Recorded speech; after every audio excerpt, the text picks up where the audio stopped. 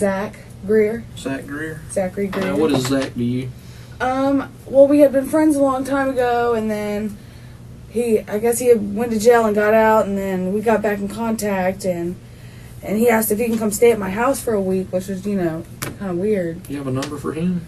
No, actually I don't. I haven't heard or seen from him since Friday, and they left me in a hotel room with my kids. She has been describing him as just a friend for 30 seconds. Then, unprompted, she lets the timeline slip. They left me in a hotel room with my kids. They, plural. The case has not been outlined to her yet, and she is already placing herself at a hotel with the man whose body the police are looking for. Okay. I would have never let this guy in my house around my children if I felt like he was, what I'm saying, gonna hurt us or put me in a situation like that, because all I have is my kids. If my kids don't have me, they don't have anybody. This is Deborah Leanne Burge, 22 years old, the mother of 2 young daughters. The man whose body is in the trunk of his own car tonight was her best friend's father. I'm really nervous. I don't get in trouble. Hey, no reason to be nervous. There's 2 things that can get you in trouble today, okay? One of them's telling a lie, and the other one's blowing smoke up my ass, okay? Neither one of them are going to happen, correct? Correct. You're going to be 100% honest. Yes, I okay? promise. We're not leaving anything out. No, sir. Right? Right. You with me? I'm with you. 100%. Yeah. Father. For the next hour, Deborah will play the hostage, the terrified mother who had no idea what her boyfriend was about to do. What she does not know is that the detectives sitting across from her have already pulled her phone. Every message she sent that night is on the table.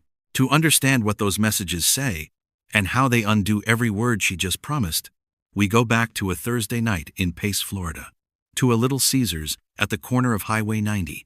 Harvey Ray Smith was 54 years old. He went by Ray. His daughter and Deborah had grown up together, close enough that Ray had become the kind of presence another family's house gets used to seeing over the years. By the spring of 2014, his daughter had been sent away to rehab, and he was waiting for her to come home. He had a girlfriend, he had a younger child, he had a black Mercedes-Benz.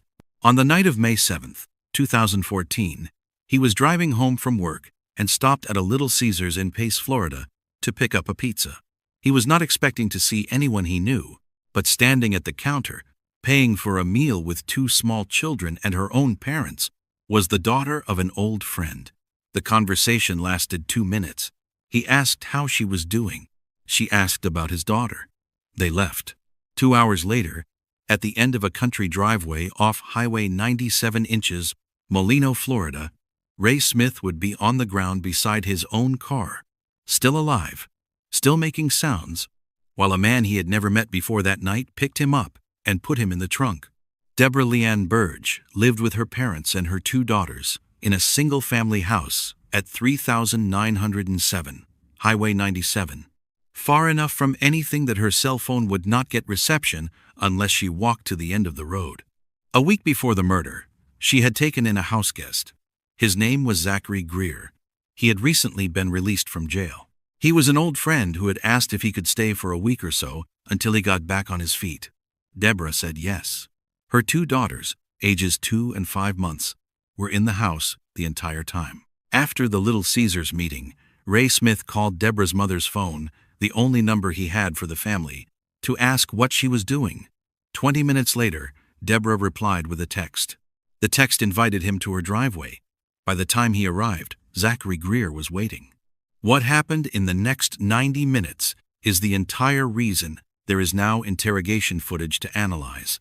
Ray was attacked at his own car. He was put in the trunk while still breathing. Deborah, with her 2 small children in the back seat, drove the Mercedes to a Motel 6 inches Pensacola, checked in under her own name, and stayed the night while Harvey Ray Smith died in the parking lot. By morning, Greer was gone. By Sunday, 3 days later, Deborah Burge sat down with 2 homicide detectives and tried to explain that she had been a hostage the whole time. Before the interrogation begins, here is what these detectives already know. They have her phone. They have his phone. They have the text messages between them, including the ones Deborah sent on Thursday night while Ray was still alive in his own car, telling him where to go. They have a body. The Mercedes was found at a Motel 6 on Davis Highway in Pensacola, where the front desk had a check-in record under Deborah's name. The body was in the trunk. They have the security footage that captured her parking the car, getting out, walking inside, and filling out a job application at the front desk while a man's body was in her trunk. They have a second hotel, the Queen Mary, where Deborah checked in under her name the next morning. They have her clothes from the night of the murder, hidden under the bathroom sink in the room. They have the items Greer threw from the car along Highway 29, a laptop, a cell phone, a cigarette pack containing the contents of the victim's wallet. They have a box found at the end of Deborah's driveway containing metal items with blood on them. What the detectives do not have, yet, is Deborah's version of how she got here. That is the only thing she can give them. Whether her version matches the evidence is the entire reason this footage exists. Watch what Deborah does in the first 60 seconds in this room. The detective has not asked her about the case yet. He has not accused her of anything. He is asking for her name and date of birth, and she is already nervous. I want to get a little information from you real quick. Like, what's your full name? Deborah Leanne Burge.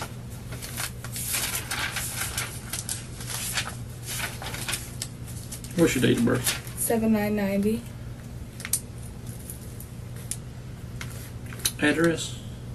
Oh God, what is that address out there? 3907 Highway 97 32577 Molino, Florida. That's the only way I can remember is all the sevens. That's a lot of sevens. Yeah, I know. You have a cell phone? No, sir. You don't have none at all? No, I just use my dad's. She stumbles over her own address. She offers the explanation, all the sevens, without being asked. She is filling silence, and there is no reason yet for the silence to need filling. I appreciate you coming down here today. I know it's Sunday and all, but I appreciate it. How did you get down here again? My mom. I called to check in with my dad this morning because I hadn't talked to him in a few days, and he told me that I was being investigated for a homicide, and I don't get in trouble. There is the line you will hear her say 12 more times before this conversation is over. I don't get in trouble. It is the thesis statement of her performance. Everything she says from this point forward is structured to reinforce it. And I just basically want to say, like I said, I appreciate you coming down. Whenever you're free to leave at any time. You came down here to talk to us. That means a lot. You did it on your own free will. I'm really nervous. I don't get in trouble. Hey, no reason to be nervous. Watch the detective. He just told her she is free to leave.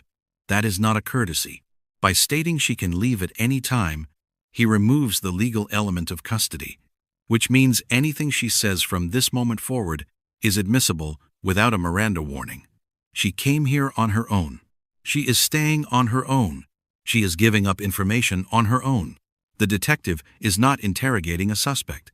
He is having a conversation with a witness who happens to be a suspect. The detective begins the elicitation. He asks her to walk him through Thursday. Notice how she answers. I just kind of want to back up and Thursday. Just back up to Thursday. Okay. I kind of want to just go from there. What all took place Thursday? What all your day consisted of? We just sat around the house. Who's we? Me and Zach Greer. Zach Greer. Zachary Greer. Now, what is Zach to you? Well, we had been friends a long time ago, and then I guess he went to jail and got out, and then we got back in contact, and he asked if he can come stay at my house for a week, which was, kind of weird. You have a number for him? No, actually I don't. I haven't heard or seen from him since Friday, and they left me in a hotel room with my kids. She has been describing him as just a friend for 30 seconds. Then, unprompted, she lets the timeline slip. They left me in a hotel room with my kids. They, plural. The case has not been outlined to her yet, and she is already placing herself at a hotel with the man whose body the police are looking for. Okay. Thursday, did you eat pizza? Pizza Thursday. Yes, I did. Where was that at? On our way back from Pace. We were eating in the car. Who was all in the car? Me, my mom and dad, my 2 little girls, and Zach.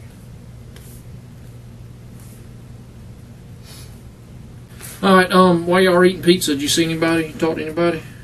Yes, I did. Ray Okay, Ray Smith. Okay, what was that conversation about? Nothing much. I just asked him how his daughter was doing because me and her had been friends for a really long time, and she went down the wrong path and got sent to rehab. So She has now placed herself with Ray Smith at the Little Caesars.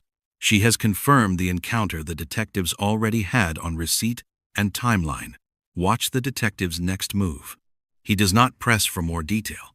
He delivers a warning. Okay, well, I want you to understand something, okay? It's very important, and I know you say you're scatterbrained on things, but I want you to understand it's very important that anything that you can remember or anything that was said or anything that took place, it's important, okay? And you have to make sure that when I ask you a question, that number one, you're 100% honest, okay? And number two, that you don't give me half of the story, okay? I'm going to tell you. But let me finish what I'm telling you, okay? Because I just want to make sure you understand me 100%, okay? There's 2 things that can get you in trouble today, okay? One of them's telling a lie, and the other one's blowing smoke up my ass, okay?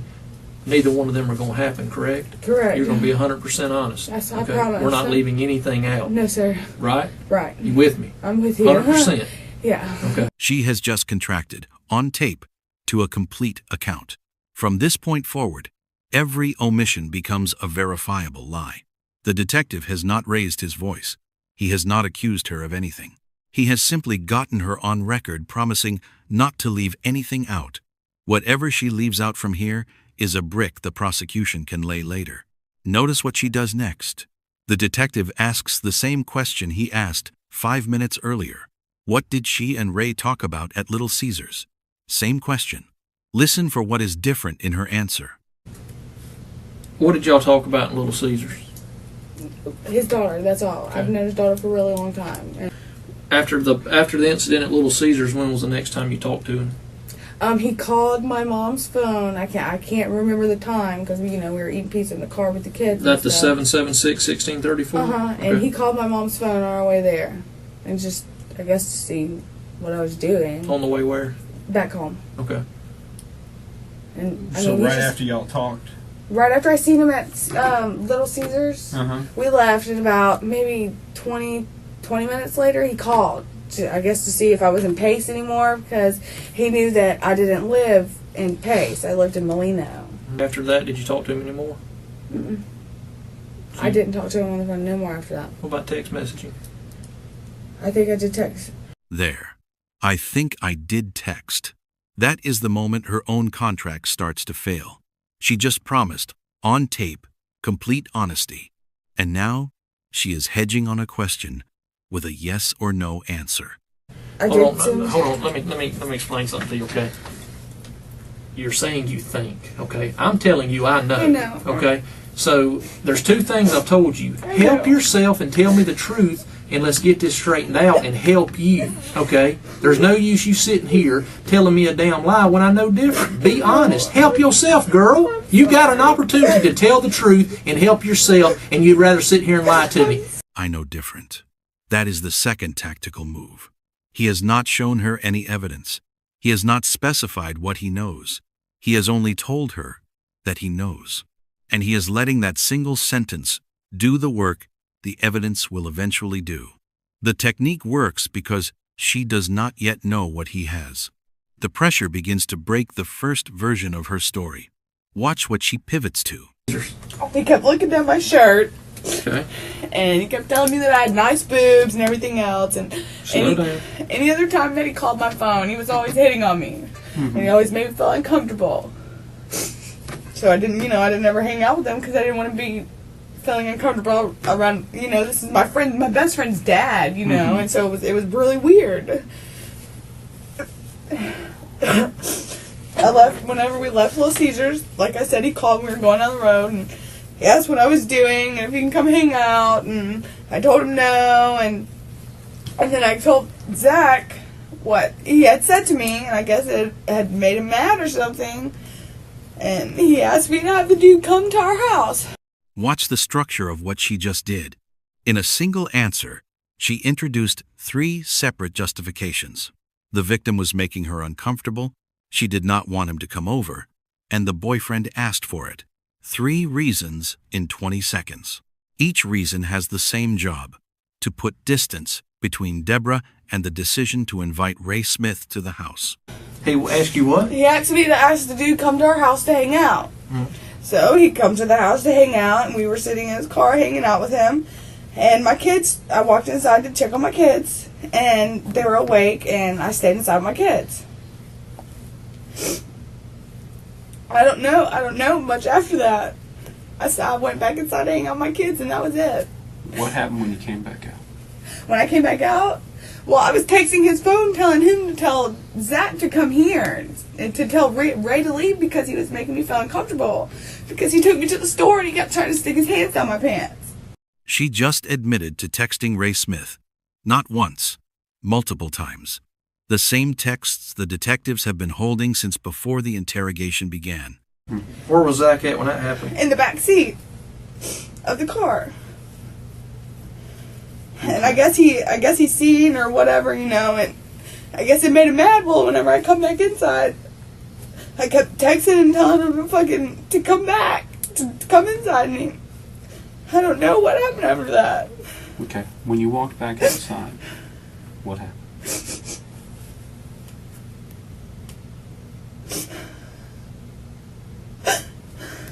Get it off your chest, girl. I want to be able to go into my kids. You have to be honest.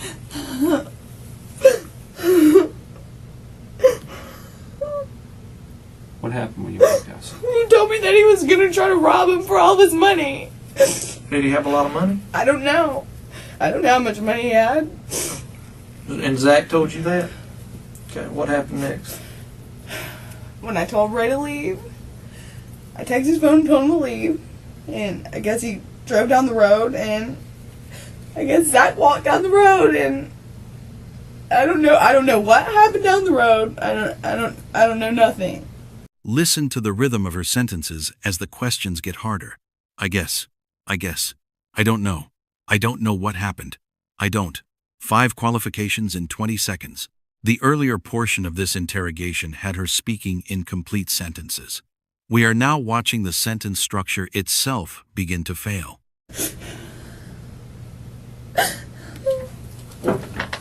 What happened after that? I kept calling Ray's phone and nobody would answer, so I started walking to the end of the road. When I get to the road, he comes running up. Who came running up? Zach did. And? And he told me that he killed him. I was scared. I don't know what to do. I would have never let this guy in my house around my children if I felt like he was, gonna hurt us or put me in a situation like that, because all I have is my kids. If my kids don't have me, they don't have anybody. But if their daddies are in prison. Mm-hmm. I didn't even know that he was on probation or had warrants or anything. I had nothing to do. He said that. She is at the moment of admission. She has just told the detective her boyfriend killed Ray Smith, and immediately, without being asked, she pivots to her children, to the fathers in prison, to the protective frame. The killing has been on the table for less than 10 seconds, and she is already arranging the testimony of her own innocence around it. He said that he killed him. Okay. What happened next? He asked me to walk to the end of the road with him. And I walked down there and I started freaking out. Why did you freak out? Because he was laying there dead on the ground. Okay. Did you see how did he kill him? I don't know. He didn't. I don't know anything. I don't know. Okay, what happened next? He put him in the back of the car, and then he made me drive the car. In the back? Hold on, slow down. Okay, slow down. Take you a breath. When you say in the back of the car... In the back of Ray's car. Like the back, is that like... In the trunk. Okay. Did you have to help him put him in? No. You didn't put him in there? Mm-mm. He did? Okay. I'm not a bad person. Hey, nobody's saying you are. Okay. The reason we asked you to come down here, and the reason you came down here on your own, and we didn't go up there and kick in your door or nothing like that, is because we think you got caught up in a messed up situation. Okay? You got caught up in a bad situation, and we're here to try and right that situation, okay? There is the lifeline. We think you got caught up in a messed up situation. He is offering her an identity she can survive in. Not killer, not accomplice, victim. Notice what he is doing. He is not asking her if it is true. He is asserting that it is true and watching whether she takes it. She takes it. The next 20 minutes of footage are her elaborating the hostage version. Notice the details she chooses to include and which details she does not. He told me that I had to drive the car to Pensacola. He made me go down there and load my kids up. And we had to drive the car to Pensacola. And then we went to the Motel 6 and he made me go in there and get a room. Okay. I'm going to back up a little bit, okay? The night this happened, out there at the end of the road, what were you wearing? They were in the washing machine. He made me put all the clothes in the washing machine in the house. He told me that if I didn't listen, then I'd be staring at the same fucking walls he'd be staring at, the same cement walls. Two important things just happened. 1. She has confirmed that the clothes from the night of the murder are in the washing machine at her parents' house.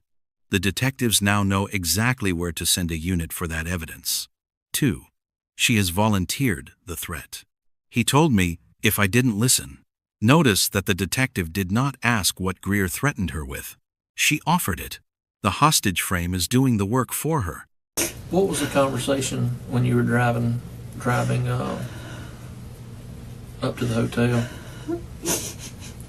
That I better listen to him, and that it's my fault too because I had something to do with it, and if anything happens, I'll go to jail and he'll go to jail and I will be away from my kids forever. I had something to do with it. She just put that phrase inside Greer's mouth, inside a quote attributed to her boyfriend. The detective has not yet asked her what her involvement was.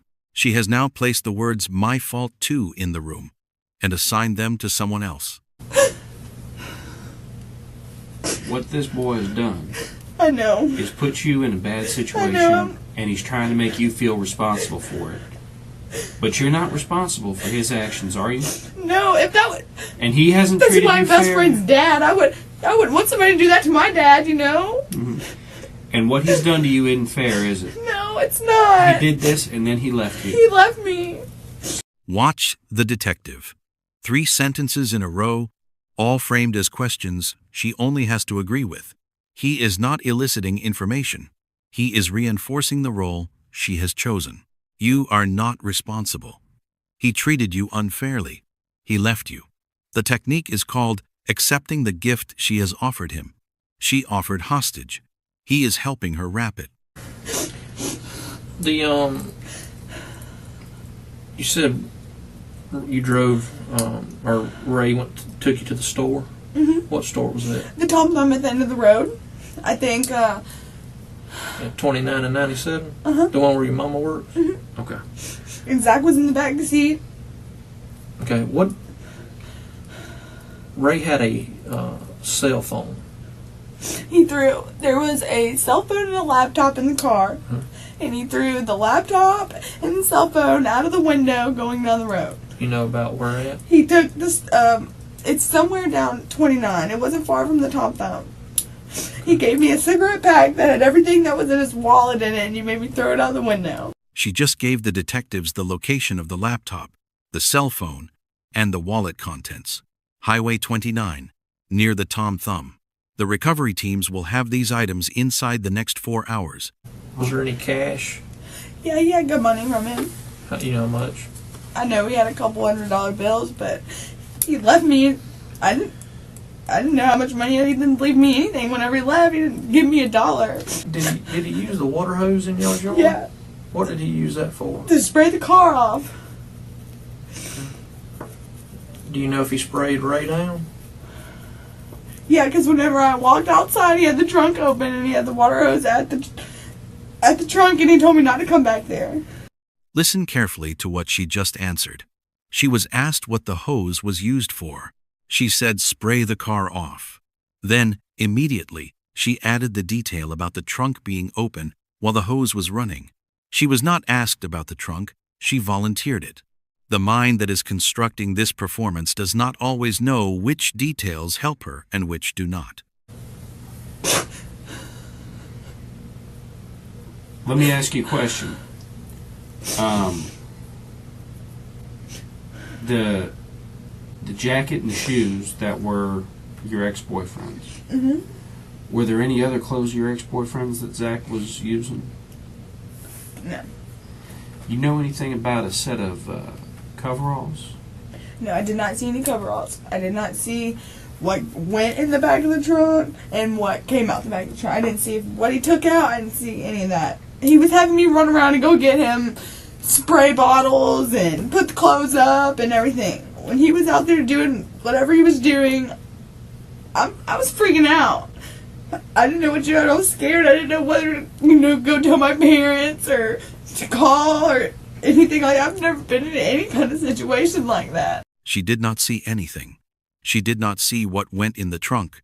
She did not see what came out. She did not see anything. The frequency of "I didn't see" in this single answer is the clearest tell of the entire interrogation so far. 3 uses in 2 sentences. The mind that is most invested in not seeing is the mind that saw.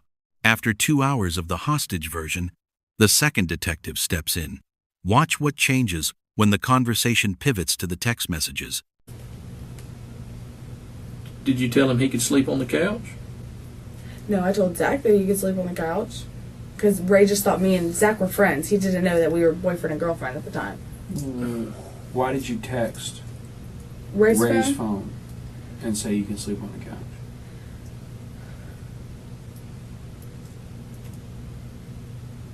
Just in case you don't understand, we've got all the text messages. So I know, and that's what Zach told me, that you're gonna go down regardless because they have all of his cell phone information stuff. There is the moment. She has just confirmed that she knew the texts existed, that her own boyfriend had warned her she would go down regardless because of those texts. Which means, until this moment, she had been telling the hostage story while knowing full well that the contradicting evidence was already in the building. I need you to listen to me, okay? I know. Why did you text Ray and tell him he could sleep on the couch? I didn't tell Ray he could sleep on the couch. Why did that text message come into Ray's phone from your phone? I texted and said that Zach could come sleep on the couch. why would you tell Ray that Zach can sleep on the couch if Zach is not with Ray? Because Zach told Ray that he got locked out of his house. And that he lived down the road. We weren't boyfriend and girlfriend. We were just friends. So I texted and said, tell Zach he can come sleep on the couch. And then Ray kept trying to get me to come back outside. So... And I didn't. Stay on this answer. The story she just told requires a specific architecture. Zach was supposedly stranded. He needed a ride. Ray was the only one with a car. So Deborah's text, telling Ray to bring Zach to her house so Zach could sleep on her couch, was supposedly innocent. The problem is the timestamps. The detective has the text messages with the times they were sent. He knows exactly when each text was delivered. And those timestamps are what the detective is about to use to dismantle the architecture. Going to take him somewhere? Or was Ray going to take Zach somewhere? Mm-mm. So, when you're texting Ray, this is part of the plan? Tell Zach to come in, he can sleep on the couch, things like that? Is that what I'm understanding? This is when I don't want this to happen. So I'm telling Ray to tell Zach to come inside so I can tell Zach, please don't do this. I don't want it to happen. But you're still playing along like he's just a friend from up the road. Yeah, because I didn't want Ray to, be suspicious and stuff like that. And But you knew right then that he was fixing to rob him. You knew that was when it was fixing to take place? not right that second, I didn't think. But you knew it was coming. I knew it was going to come, but I didn't. Oh my God. Well, see, that's where you're. I'm confusing myself. Oh. She is no longer talking to the detectives. She is talking to herself. She is hearing the contradictions in her own answers in real time and trying to repair them while still speaking. It is one of the rarest moments in interrogation footage. The moment a person becomes aware their own performance is failing while they are still inside it. Okay, well, let's not be I confused. think a lot of what's happening. Listen to me, okay? I'm really scared. That's what's wrong with me. Listen to me, Leanne. Take your head out of your hands and look at me. Sit up. Sit up. Okay. Like this man told you, the best thing that you can do for you and your family is to come in here, Tell the truth. shoot us straight, and tell the truth. I'm trying. The reason you're getting so confused right now is because I think you're trying to tell the version of the story that sounds best for Leanne. Now, I'll tell you, being in this room, you can tell 1,000 truths. All of that help can get destroyed by one lie. That sentence is the sharpest the detective has used in 3 hours. You can tell 1,000 truths. All of that help can get destroyed by one lie. He is not threatening her. He is doing arithmetic out loud. The math of cooperation. Every truth she has told earns her credit. Every lie cancels the credit. He is asking her to look at the balance. I'm trying to tell you the best way that I can. And Leanne, I'm really scared about my babies. I understand. Leanne, look at me, Leanne. What you need to understand is that if you come in here and tell us the truth about everything but leave out details, what does all that mean? What does all that do for Leanne? Nothing. You're right. I know. Leanne, it's time to sit here. It's time to be grown. Okay. And it's time to tell the whole truth. Because that's the best thing for you and your family.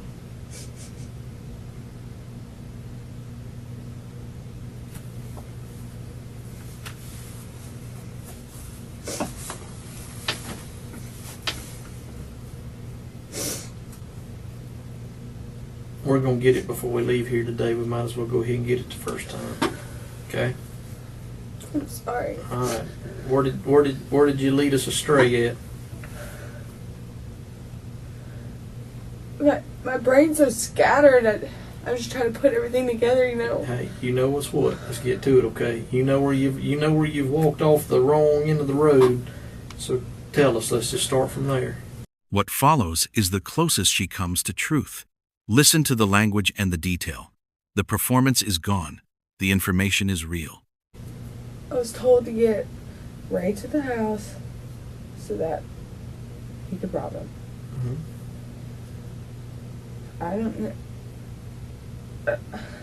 I don't know. I can't. Just say it.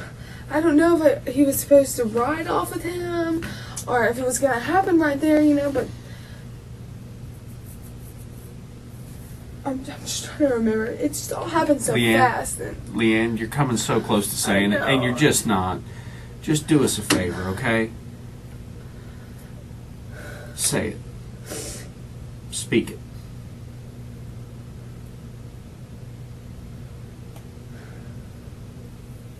Whenever I told Ray to leave, remember I said Zach walked up the driveway.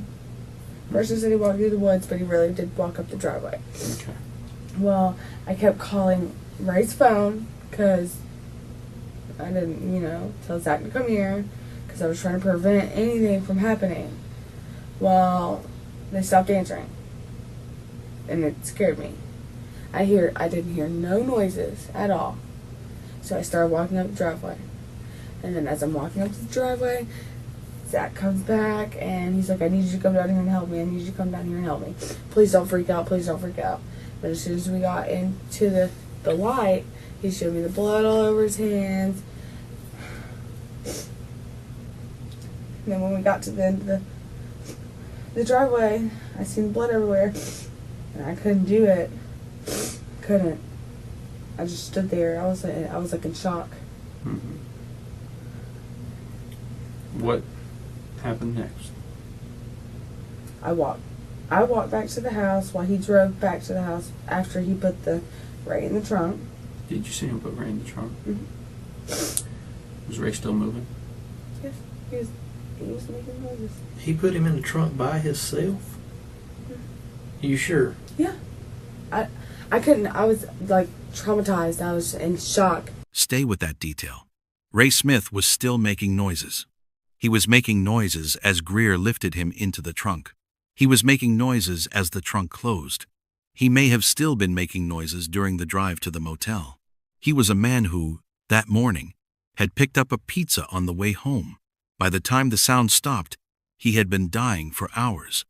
Why was And you brought I didn't want that. Ray up there so Zach could rob him.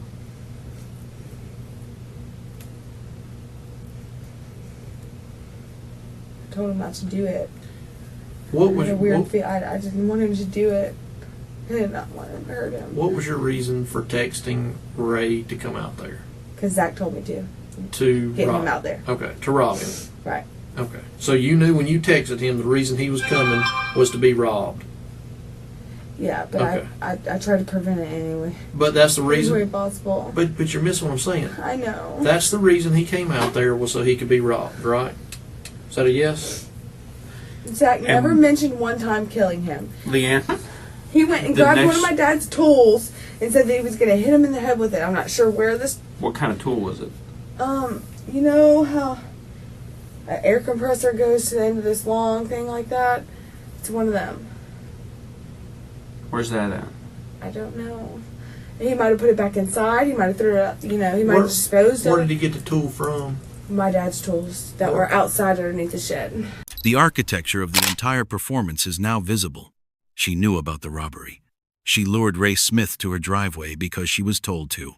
She watched her boyfriend pull a tool out of her father's shed and announced that he was going to hit a man in the head with it. And then she sent the text that brought the man to the driveway. In January of 2015, Zachary Greer was convicted of first-degree murder for the killing of Harvey Ray Smith. He was sentenced to life in prison. He is still there. Deborah Leanne Burge pleaded no contest to second-degree murder in September of 2014 and was sentenced in January of 2015 to 15 years in the Florida State Prison. She earned gain time during her sentence and is no longer incarcerated. The interrogation you have been watching ran for approximately 5 hours. Most of those 5 hours were Deborah explaining how she ended up where she was. 20 minutes of those 5 hours were the truth. Harvey Ray Smith left a daughter in rehab waiting for him. He left a girlfriend and a younger child. 11 years on, they have all spent more time without him than the prosecution spent securing the conviction. If this kind of analysis is what you are looking for, subscribing means you will see the next one.